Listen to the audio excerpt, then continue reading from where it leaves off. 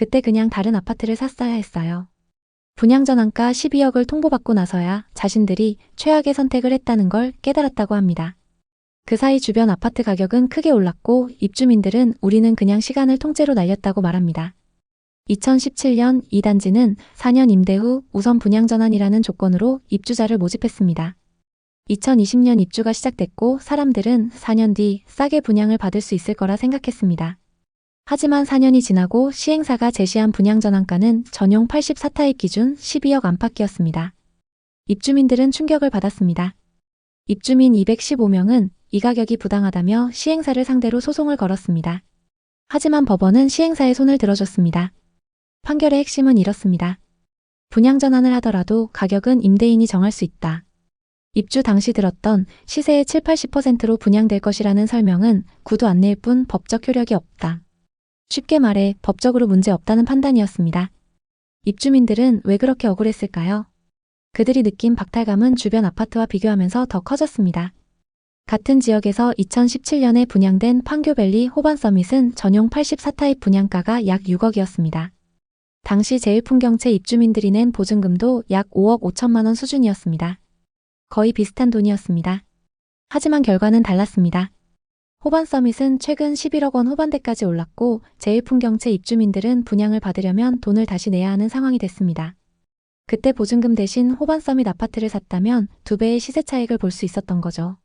입주민들 사이에서는 이런 말이 나옵니다. 집을 산 것도 아니고 전세로 거주한 것도 아니고 최악의 선택을 했다. 이 단지의 입주민들 못지않게 큰 돈을 치러야 하는 사람들이 있는데요. 바로 재건축 아파트에 투자했던 사람들입니다.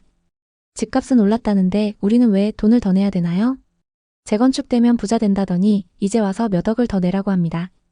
재건축은 오랫동안 부동산 시장에서 최고의 기회처럼 여겨졌습니다.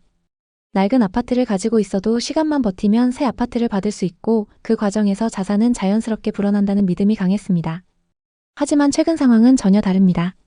서울, 강북, 강남, 경기 수도권 곳곳에서 재건축 분담금이 수억 원씩 부과되는 사례가 속출하고 있습니다. 지금 재건축 시장에서 벌어지고 있는 일은 단순한 비용 증가 문제가 아닙니다. 재건축이라는 구조 자체가 더 이상 공짜로 돈을 버는 구조가 아니라는 뜻입니다. 서울의 한 재건축 단지. 20년 넘게 살던 집이 낡았고 엘리베이터도 없고 주차장은 늘 부족했습니다. 하지만 주민들은 크게 불만이 없었습니다. 재건축만 되면 다 해결된다는 말이 모두를 위로해줬기 때문입니다. 이 단지는 재건축 추진이 본격화되자 외부 투자자들의 관심도 받기 시작했습니다. 문제는 사업이 진행되면서 드러났습니다. 초기에 제시된 분담금은 크지 않았습니다. 조합원 대부분은 이 정도면 감당 가능하다고 판단했습니다. 하지만 시간이 지날수록 숫자는 바뀌었습니다. 2억, 3억, 그리고 4억 원대까지. 최근에는 5억 원 이상의 분담금이 산출됐습니다. 이런 사례는 특정 단지의 문제가 아닙니다. 서울 강북의 재건축 단지, 강남의 노후 아파트, 경기 과천, 안양, 성남, 광명 등 수도권 재건축 지역 전반에서 비슷한 상황이 일어나고 있습니다. 재건축이 본격화될수록 조합원들의 표정은 점점 어두워집니다. 분담금은 왜 이렇게 비싸졌을까요? 2020년부터 2022년 부동산이 매일같이 오르던 시절을 기억하실 겁니다. 그때는 아침에 일어나면 어제보다 집값이 더 올라 있었고 한 주가 지나면 수천만 원 올랐다는 말이 나오던 시기였죠. 그때는 누구나 말했습니다. 재건축은 무조건 오른다. 지금 안 들어가면 앞으로 기회는 없다. 정비사업지는 최고의 투자처다. 많은 사람들이 이런 말을 믿고 대출을 끌어서 재개발 재건축으로 몰려들었습니다. 특히 조합 설립 직전, 사업 시행인가 직전 같은 핫한 구간에는 자금이 더 몰렸죠. 하지만 2025년 지금 그때의 믿음은 완전히 깨졌고 시장은 혼란 그 자체입니다. 요즘 많이 보이는 글들은 이겁니다. 추가 분담금 폭탄에 조합원들 반발. 시공사 철수 사업 중단 위기. 조합 내부 분쟁 격화 소송전으로 번져. 정비구역 해제 검토에 투자자들 망연자실. 착공 못하고 중단된 채 5년째 방치. 이런 글들 낯설지 않으실 겁니다. 서울 한복판에서도 이런 일이 벌어지고 있습니다. 몇 년 전 재건축은 무조건 대박이라고 외치며 뛰어들었던 사람들은 지금 머리를 부여잡고 있습니다. 예상 분담금이 3억이던 곳이 6억이 되어 나타나고 조합 총회에서는 못 내겠다, 과도한 부담이다 이런 항의가 터져나오고 있습니다. 어떤 구역은 조합장이 해임되고 어떤 구역은 건설사와 소송을 벌이기도 합니다. 또 어떤 구역은 시공사 입찰이 연속 유찰되어 사업이 중단되기도 했습니다. 이뿐만이 아닙니다. 공사비가 폭등하면서 건설사들이 이 가격으로는 못 짓는다며 손을 떼는 사례가 급증하고 있고 금융권의 대출 압박으로 조합이 마련해야 할 비용도 줄줄이 막히고 있습니다. 심지어 최근 조합 해산 얘기까지 나오는 곳도 있습니다. 조합 내부에는 사업을 아예 접자는 사람들과 지금 포기하면 더 큰 손해라는 사람들 사이에 갈등이 커지고 있습니다. 재개발 예정지라고 믿고 투자했던 사람들은 막상 몇 년이 지나도록 조합 설립조차 안 되는 현실에 좌절하고 있습니다. 재건축 단지의 경우 규제 강화와 완화가 반복되는 와중에 사업 단계가 일시 중단됐거나 아예 방치된 곳도 많습니다. 심지어 서울 한복판에서조차 사업 중단 현장이 나오고 있습니다. 대형 건설사가 붙어 있어도 보증이 있어도 지자체가 지원해도 사업이 제대로 진행되지 않는 경우들이 늘어나고 있습니다. 그러는 동안 조합원들은 매달 이자만 내고 분담금은 눈덩이처럼 커지고 있죠. 심지어 주택 가격은 몇 년 전 수준으로 회귀했습니다. 그때 지금 아니면 못 산다. 재건축은 오른다. 여긴 무조건 대박난다. 이렇게 말했던 사람들은 지금 어떻게 됐을까요? 그 말을 믿고 자신의 모든 돈을 쏟아부은 사람들은 지금 이렇게 말합니다. 분담금이 집값만큼 나오는데 이걸 어떻게 감당하나요? 조합이랑 회사는 계속 싸우는데 도대체 언제 시작하나요? 집값은 떨어지고 사업은 중단되고 이주는 못하고 지옥입니다. 팔고 싶어도 안 팔립니다. 매수자가 없어요. 2025년 지금 재건축 재개발 시장은 붕괴의 조짐을 보이고 있습니다. 그리고 이 붕괴는 특정 지역의 문제가 아닙니다. 서울 전역, 수도권 전역, 지방 대도시 전역에서 동시에 벌어지고 있습니다. 그 뜨거웠던 상승장, 정비사업지에 투자했던 사람들 지금 어떻게 살고 있을까요? 그리고 앞으로 우리도 이런 위험에 휘말릴 가능성은 없을까요?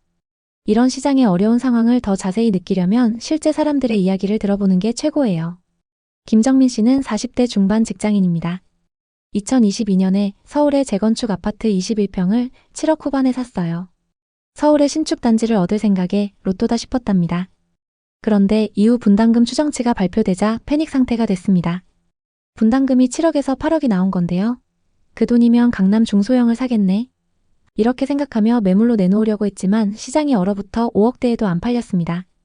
그는 재건축 믿고 뛰어든 게 인생 최대 실수라며 후회했어요. 왜 이런 일이 생겼을까요? 첫째, 공사비 폭등입니다. 2020년대 들어 철근과 시멘트 가격이 2배 이상 올랐고 인건비도 급등했어요. 둘째, 주변 학교 문제예요. 단지 옆에 학교들이 있어서 일조권 문제로 높이 제한을 받을 가능성이 큽니다. 즉, 여러 제한 사항으로 사업 진행이 어려워졌죠.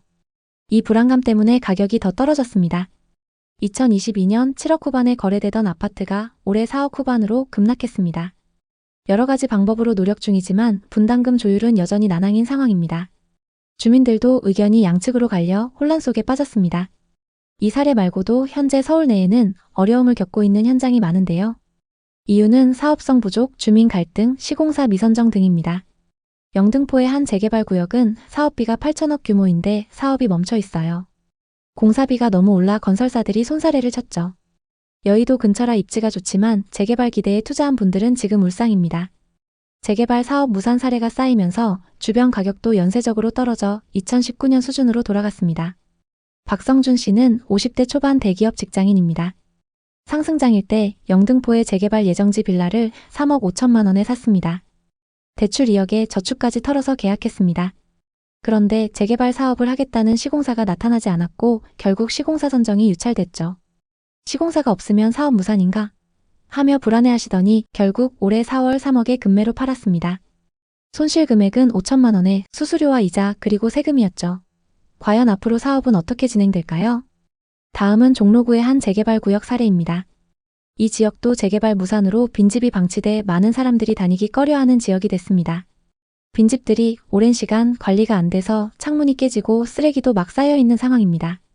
이 지역은 역사적 가치 때문에 규제가 심하고 주민 동의율 미달로 사업이 여러 번 엎어졌습니다. 이 지역 재개발 기대에 투자한 분들은 지금 땅값만 보고 한숨 쉬고 있습니다. 이제 서울에서 가장 비싸다는 강남구로 넘어가 보겠습니다. DH 대치 에델루이 아파트, 이건 더 충격적이에요. 2025년 8월부터 입주를 시작했는데 최근 터진 소식이 뭘까요? 가구당 추가 분담금 11억이라는 소식인데요. 다 지어놓고 이제 와서 11억 더 내라니 누가 감당할 수 있을까요? 이 단지는 청약 경쟁률 1025대 1로 인기 폭발이었어요. 현대건설이 시공한 고급 재건축 단지죠. 그런데 공사비 미수금 때문에 이런 사태가 벌어졌습니다. 잔금도 다 못 받고 준공 허가를 내줬어요. 어떻게 이런 일이 있을 수가 있죠? 조합은 PF 대출 상환을 위해 2,300억 규모의 자금 확보를 추진 중인데 아파트 전체를 담보로 걸어야 해요. 모든 대출을 조합이 떠안는 꼴이죠. 이영희 씨는 50대 초반 주부입니다. 강남 대치동 재건축 로또라며 기대했죠. 그런데 추가 분담금 11억 소식에 쓰러질 뻔했대요. 이 돈 어디서 구해? 집 팔아야 하나? 하며 불면의 밤을 보냈죠. 그녀는 재건축은 로또가 아니라 빚더미였다며 한숨을 쉬셨어요. 왜 이런 일이 생겼냐면요. 농협중앙회에서 1,700억 PF 대출을 받았는데 현대건설이 연대보증을 섰어요. 건설사 보증 없으면 대출을 안 해주죠. 대출 상환을 못하면 현대건설이 책임져야 해요.